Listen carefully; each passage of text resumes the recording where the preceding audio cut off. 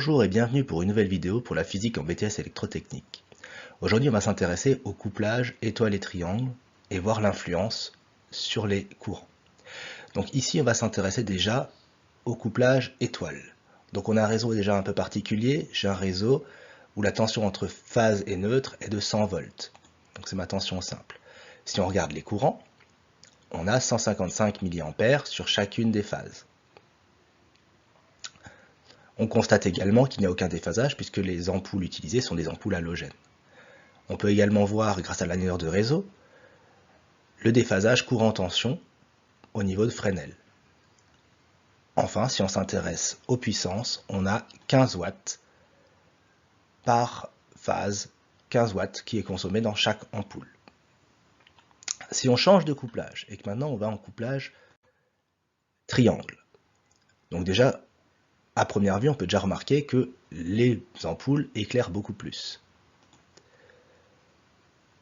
Donc le couplage en triangle, puis on va s'intéresser, la tension phase neutre est toujours la même de 100 volts, par contre les courants appliqués sur chacun des ampoules est plus important, de 362 mA. Toujours aucun déphasage entre la tension simple et le courant de ligne, donc c'est ce qu'on peut revoir ici sur les Fresnel. Au niveau des puissances par contre, on va avoir environ 36,8 watts sur chacune des phases. Alors pourquoi est-ce qu'on a une différence en fonction du couplage? Regardons déjà ce qui se passe pour modéliser. Donc le couplage étoile, très souvent on le redessine un petit peu comme ce montage à gauche, où tous les nœuds finalement sont confondus. La tension simple du réseau est donc de 100 volts. Si on regarde la tension sur le composant, mesurée ici à l'aide d'un voltmètre, on mesure également 100 volts. Le courant est de 155 mA, P égale VI cos phi, alors le phi valait 0, on trouve bien les 15,5 watts. Si maintenant on s'intéresse à un couplage en triangle, la tension appliquée sur chaque composant n'est plus la tension simple phase neutre, mais la tension composée, U12 par exemple. Donc la tension sur le composant est de 174 volts. Forcément, si j'alimente ma lampe avec plus de tension, elle va consommer un courant plus important. Alors attention, ici le courant de 362 mA qui venait de la ligne va se séparer en deux courants, que j'ai nommés ici IA, IB, qui sont de 210 mA chacun.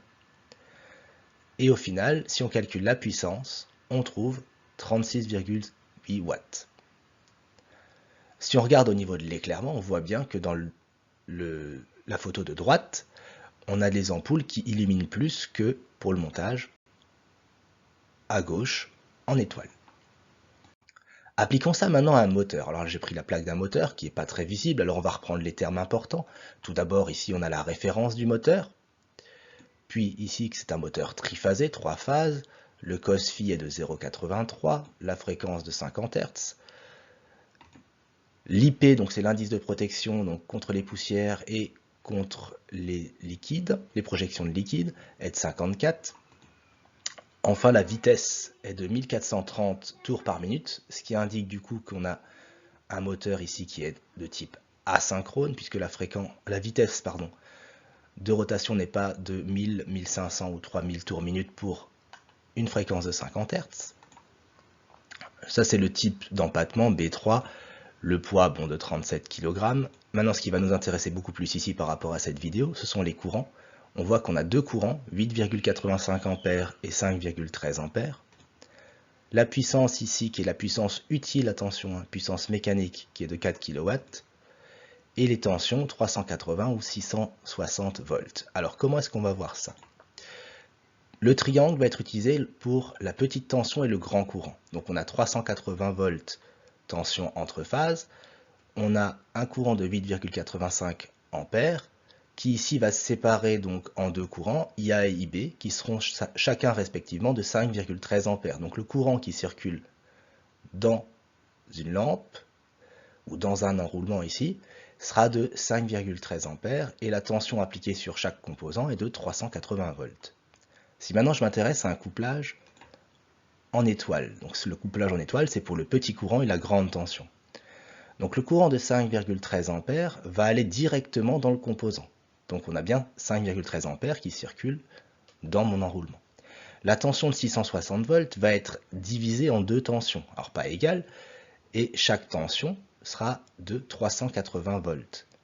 Donc au final, dans n'importe quelle configuration, les composants ne peuvent supporter que 380 volts et 5,13 ampères. Donc attention, en fonction du réseau qu'on a au départ, soit un réseau avec une tension entre phases de 380 volts, soit un réseau avec une tension entre phases de 660 volts, je vais devoir choisir est-ce que je vais me câbler en triangle ou en étoile. Donc qu'est-ce qu'on doit retenir? Ce qu'il faut retenir, c'est qu'en triangle, c'est la tension entre phases qui est appliquée sur chaque enroulement. Alors qu'en étoile, c'est la tension simple, phase neutre, V, qui est appliquée sur chaque enroulement. Pour savoir comment coupler, on mesure la tension entre phases du réseau U. Si pour ce moteur-là, j'ai un réseau de 380 volts entre phases, je vais le coupler en triangle. Si au contraire j'ai un réseau de 660 volts, je vais le coupler en étoile. Pour une même charge, on obtient une puissance plus grande en couplant en triangle. C'est ce qu'on a vu avec les lampes. Mais il faut faire attention que le composant le supporte.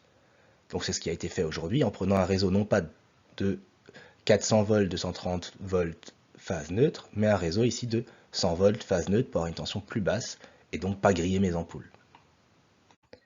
Merci d'avoir suivi cette vidéo et à bientôt pour une nouvelle vidéo pour la physique en BTS électrotechnique.